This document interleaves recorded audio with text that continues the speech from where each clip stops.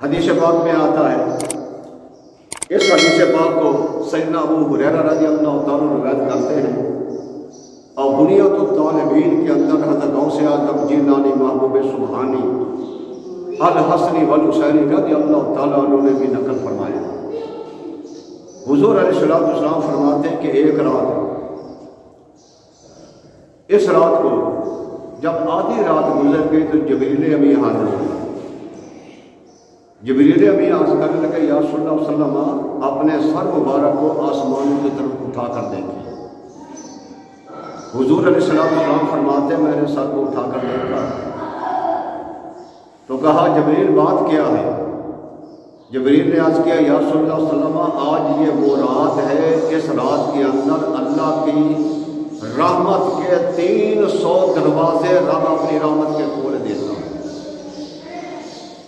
حالانکہ رب کی رحمت کا ایک دروازہ بھی کھلا ہوا ہو تو انسان مخلص ہو کر اس کی بارگاہ میں پکارے تو وہ کبھی محروم نہیں رہ جائے گا، جو بھی مانگے گا اللہ تعالیٰ اسے عطا فرما دے گا۔ مخلص ہو کر ایک رحمت کا دروازہ کھلا ہوا تو بتاؤ جس رات کے اندر 300 دروازے رحمت کے کھلے ہوئے ہوں تو پھر بندہ جو بھی مانگے اللہ کی بارگاہ سے اللہ تعالیٰ اس کو محروم نہیں رکھے گا، اس کی ہر آرزو کو پورا فرما دے گا اور اس کی جھولی رحمتوں میں بھر دے گا۔ 300 دروازے۔ تو حضور علیہ السلام سے جبریل نے عرض کیا، یا رسول اللہ 300 دروازے، اس رات میں یہ شعبان المعظم کی 15ویں رات کے اندر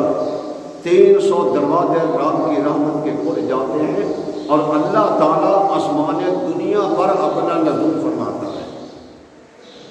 یعنی رب جو ہے اتنا بندوں کے قریب آ جاتا ہے آسمان دنیا پر، اس کا اتنا قرب ہو جاتا ہے، بندوں کے ساتھ پیار ہو جاتا ہے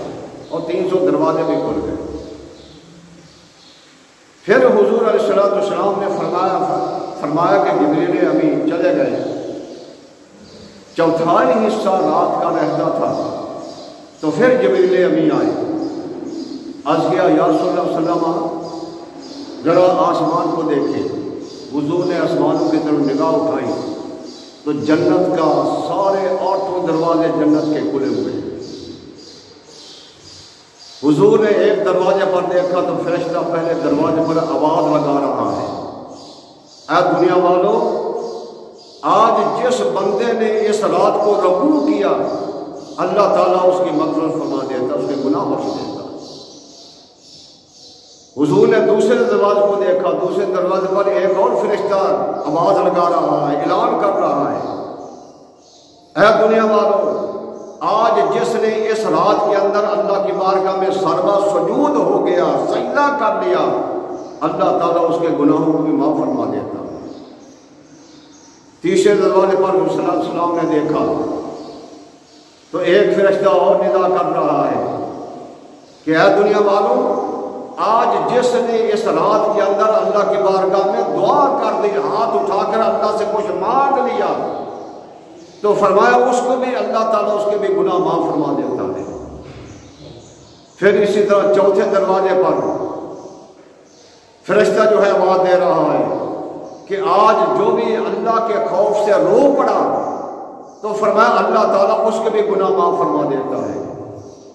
پھر 5ویں دروازے پر اسی طرح فرمایا جو بھی ذکر کرنے والے آج اس رات کو جس نے بھی ذکر کیا